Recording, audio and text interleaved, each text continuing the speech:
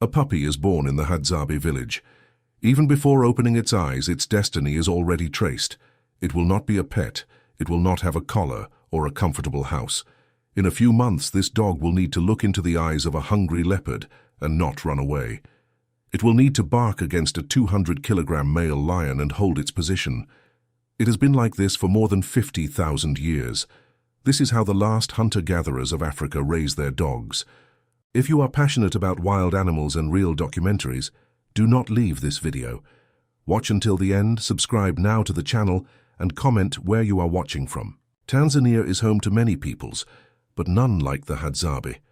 This tribe of approximately 1,200 people lives in the vicinity of Lake Eyasi, in a region where the savanna meets acacia forests and the rocky terrain creates deep valleys. They do not cultivate the land. They do not raise livestock, they did not build cities nor develop writing systems, and yet they survived everything that history threw against them. Empires were born and fell around them. Colonizers arrived with firearms. The modern world advanced with roads and technology. The Hadzabe continued hunting in the same way their ancestors did when the first humans walked through Africa. Think about their situation. You wake up before the sun rises. There is no refrigerator with food waiting. There is no market on the corner. If you do not hunt today, you do not eat.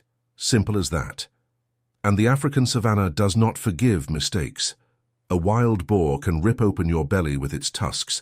A snake can poison your blood in seconds. A leopard can attack without warning from the top of a tree.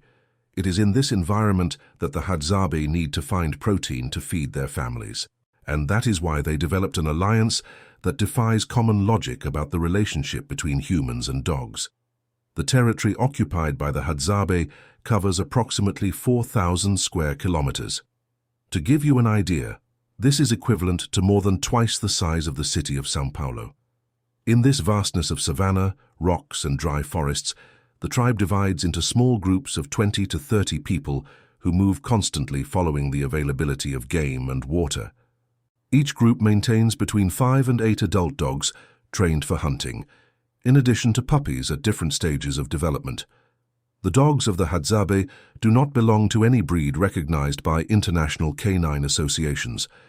They are medium-sized animals, generally weighing between 15 and 25 kilograms, with a short coat that varies from yellow to dark brown. Their ears stand erect, always alert. Their bodies are thin, almost skeletal to Western eyes accustomed to well-fed dogs. But this appearance is deceiving. Underneath that stretched skin exists a dense musculature built by generations of implacable natural selection. Genetically, these animals descend from ancient African lineages that were never crossed with European or Asian breeds. Recent canine DNA studies have identified that Hadzabe dogs maintain genetic characteristics that have disappeared in practically all other canine populations in the world. They are living fossils, representatives of a time when the relationship between humans and dogs was just beginning to form. When a female dog of the tribe gives birth, the puppies face their first survival test immediately. There is no incubator. There is no veterinarian on call. The mother cares for the litter on the floor of the savanna, exposed to the heat of the day, which can exceed 40 degrees, and the cold of the night, which frequently drops to less than 10 degrees. Of the 6 or 7 puppies born on average, only 3 or 4 reach the adult phase. The weakest simply do not resist. It seems cruel to modern sensibilities, but the Hadzabe understand something fundamental. A dog that does not survive the first months would never survive an encounter with a leopard. From the 3rd week of life, when the puppies begin to see and walk, the tribe initiates a process of careful observation. The most experienced hunters visit the litter daily, usually at dawn and dusk. They observe which puppies feed first, which ones dispute space with their siblings, which ones react to sudden noises, which ones demonstrate curiosity instead of fear when a human approaches. These apparently simple observations carry decades of accumulated wisdom. The Hadzabe know exactly what to look for. A puppy that retreats when it hears a loud noise will probably run away when a lion roars. This animal might be useful for other functions, perhaps as a companion for children or the elderly, but it will never be a hunting dog. On the other hand, the puppy that raises its ears, tilts its head, and walks toward the sound demonstrates the necessary temperament. Curiosity overcomes fear. Investigation overcomes flight. These are the traits that the Hadzabe look for from the first month of life. How is it possible to predict the behavior of an adult dog by observing a puppy of a few weeks? The answer lies in the experience accumulated over hundreds of generations. The Hadzabe do not have written records, but they carry in their collective memory behavioral patterns that were tested and confirmed over thousands of years. When an elder says that a certain puppy will be a good hunter, this prediction does not come from chance. It comes from identical observations made by his father, his grandfather, his great-grandfather, in an uninterrupted chain that goes back to prehistory. The elders of the tribe, men and women who have already seen more than 60 rainy seasons, are the guardians of this knowledge. They remember specific dogs that lived 40 years ago. They remember the characteristics of the parents and grandparents of that puppy being evaluated now. This canine genealogical memory allows surprisingly precise predictions about the potential of each animal. There is a process that the Hadzabe call reading the puppy.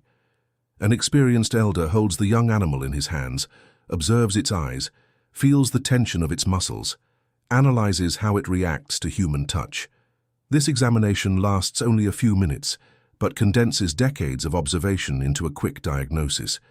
The elder then declares his conclusions to the group. This one will be a pack leader. That one will be an exceptional tracker. The other will serve better as a camp guardian. How many times are these predictions correct?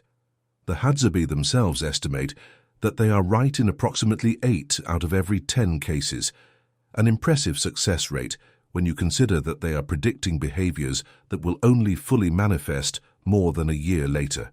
Around the second month, the selected puppies begin to accompany the hunters on short expeditions. They do not participate in the hunt yet. They are too young, too inexperienced, too small, but they walk along with the group, absorbing information through all their senses. They smell the prey. They hear the commands that humans give to the adult dogs. They observe how the older animals position themselves, how they react to different situations, how they communicate with each other through specific barks. The short expeditions last between 3 and 4 hours. The puppies walk approximately 8 kilometers, enough to develop physical endurance without exhausting them completely. The hunters pay special attention to the behavior of the young ones during these outings. Some puppies demonstrate excessive enthusiasm, running ahead of the group and scaring away potential prey. Others stay behind, unable to keep the pace. The best candidates maintain position in the middle of the group, attentive but controlled. This observation phase lasts approximately 4 months. During this period, the puppy does not receive any formal training in the Western sense of the term. There is no reward with treats, there is no physical punishment.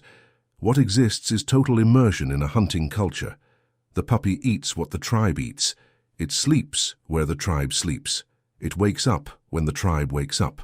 This complete integration creates a bond that goes far beyond the relationship between owner and pet. The dog becomes a member of the tribe. Consider the difference from modern training methods.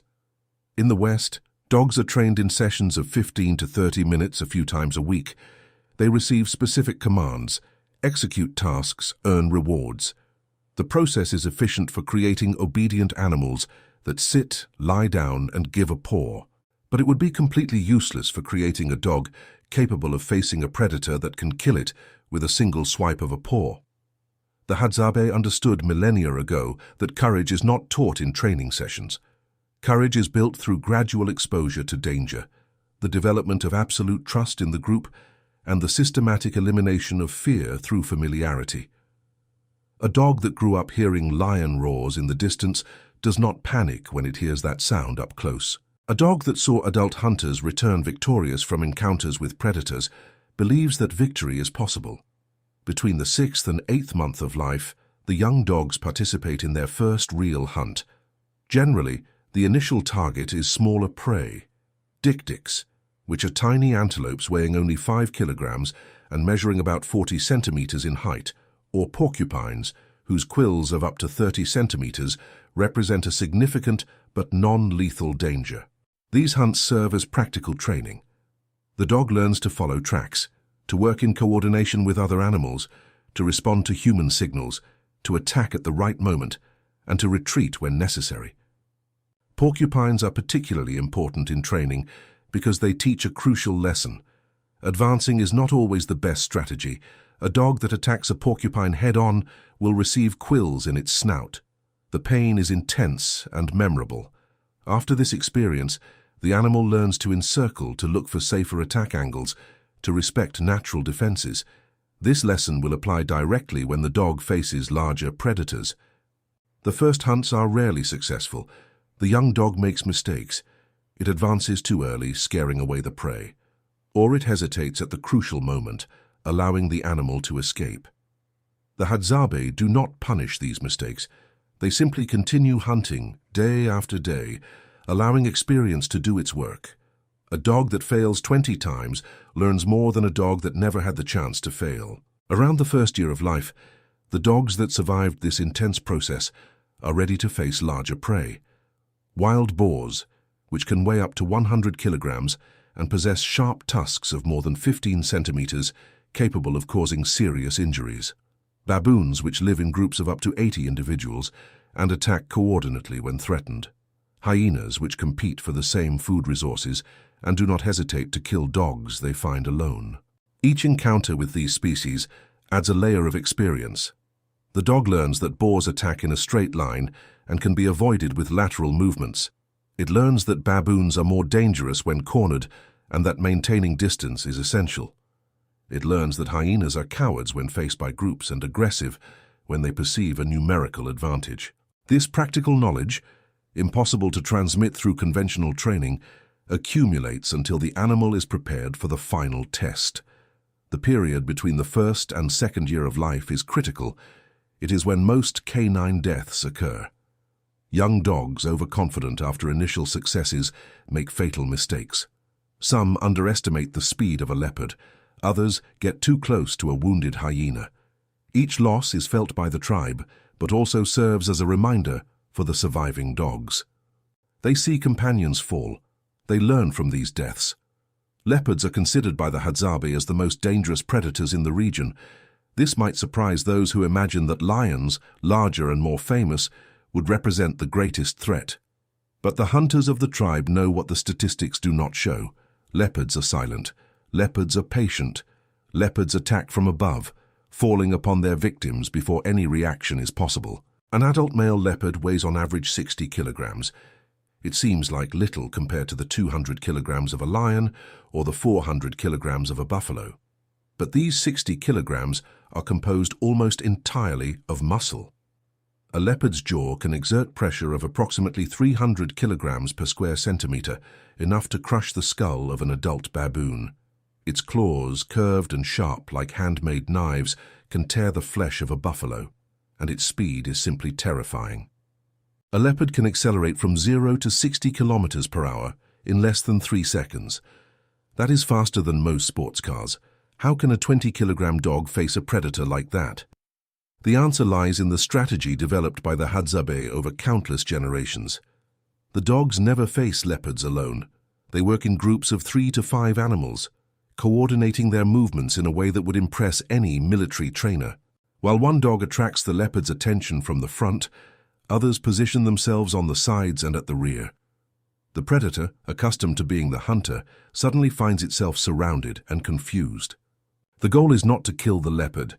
Dogs, even in a group, could hardly take down a feline of that capacity. The goal is to immobilize, disorient, tire. The dogs bark incessantly, in a rhythm that increases the psychological pressure on the predator.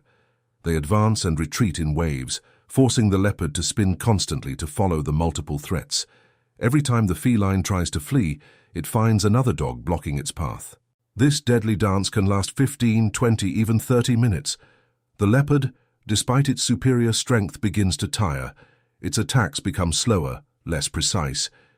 It is at this moment that the human hunters enter the scene. Armed with bows and arrows poisoned with the sap of adenium, an African plant whose poison paralyzes the nervous system, in approximately 20 minutes, the Hadzabe take advantage of the distraction caused by the dogs to fire at close range. Scale the level of trust necessary for this system to work. The human hunters depend completely on the dogs to keep the leopard occupied. A second of canine hesitation could mean a fatal attack on the nearest human. The dogs, in turn, trust that the humans will appear at the right moment to finish the hunt. This mutual trust is not built in weeks or months. It is built over a lifetime of living together. Lions represent a different challenge. They are larger, stronger, but also more predictable. Lions do not ambush from the top of trees. Lions hunt in open fields, usually in groups. And lions, unlike solitary leopards, can be intimidated when they perceive that potential prey offers organized resistance. An adult male lion can weigh between 180 and 230 kilograms. Its mane, which seems only decorative, actually protects the neck from bites during territorial fights.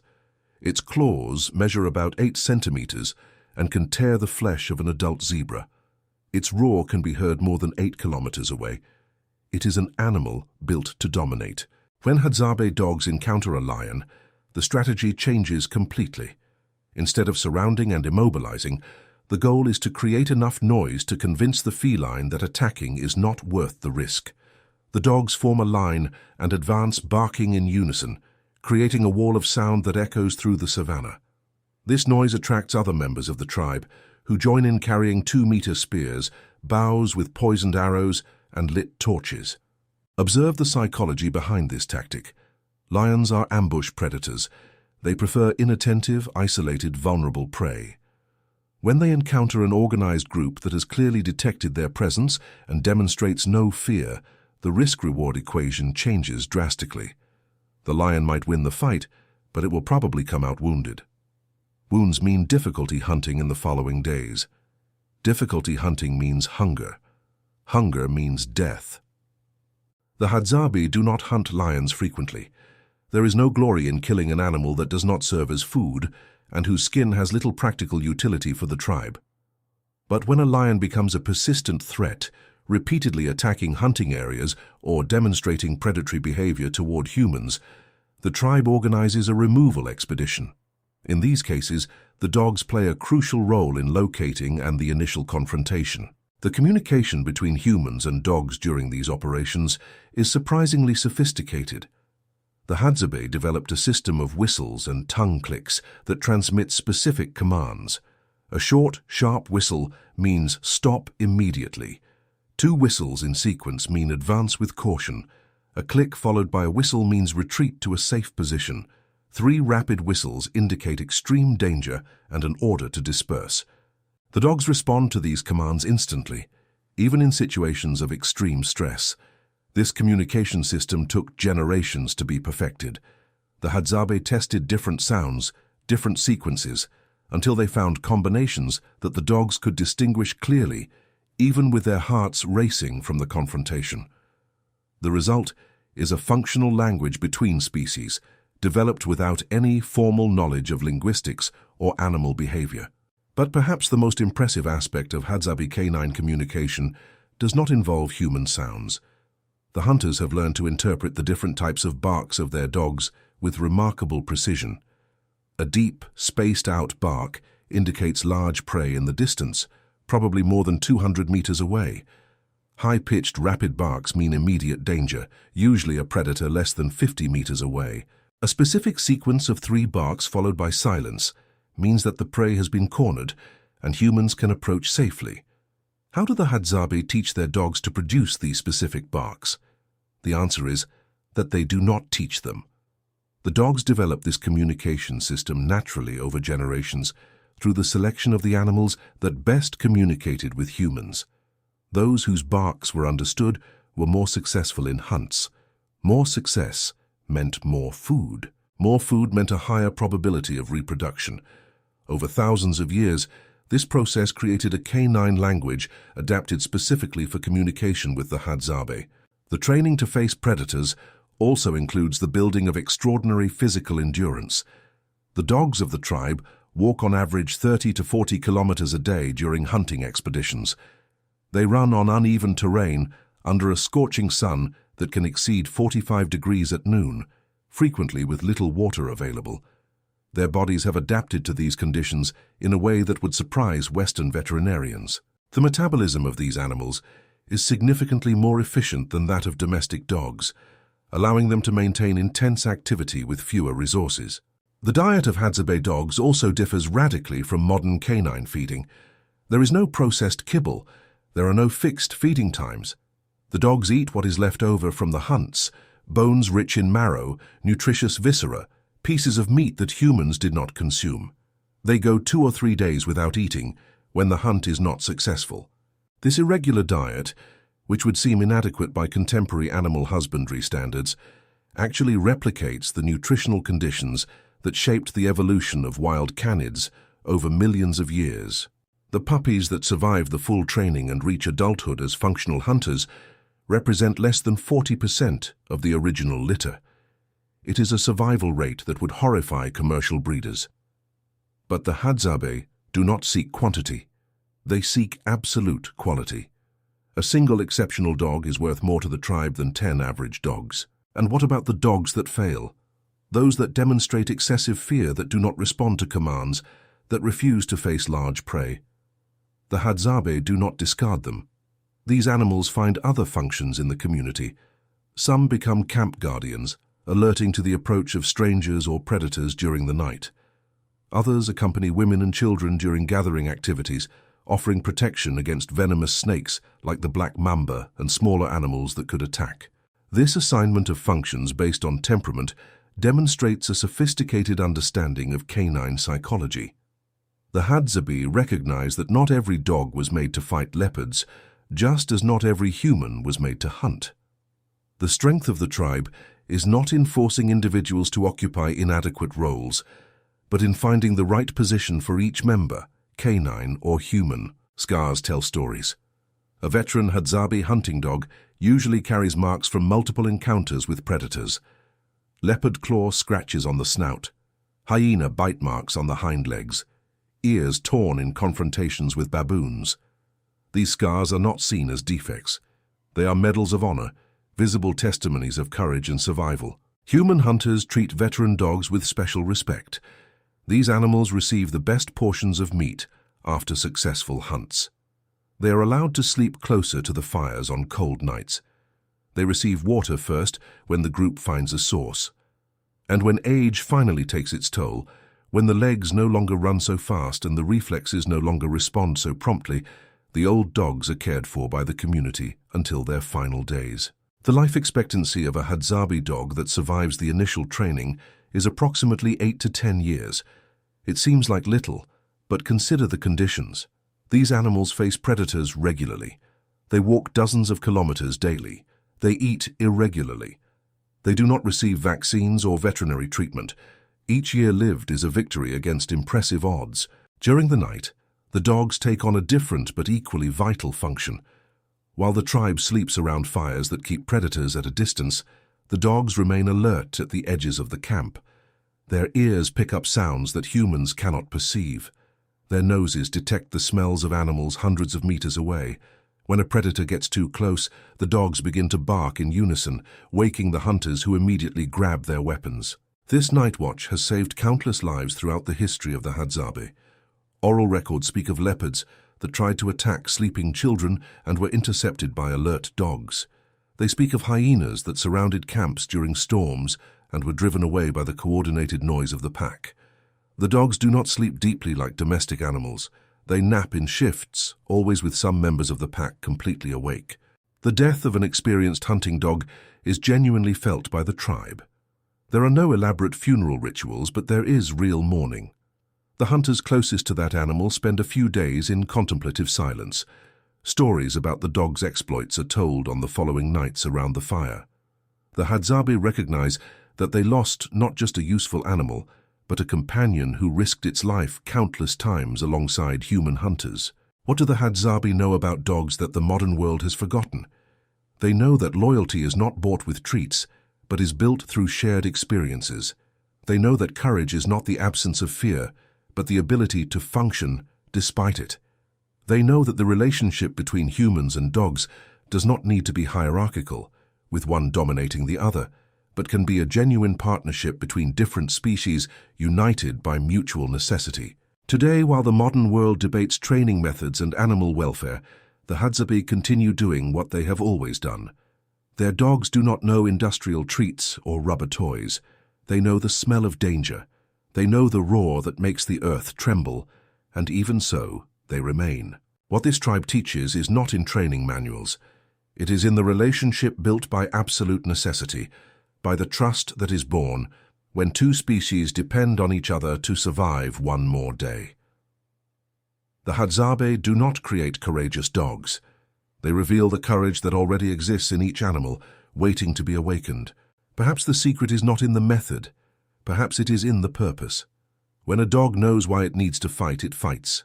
When a human trusts his life to an animal, that animal responds. It is an ancient lesson, simple and profoundly African.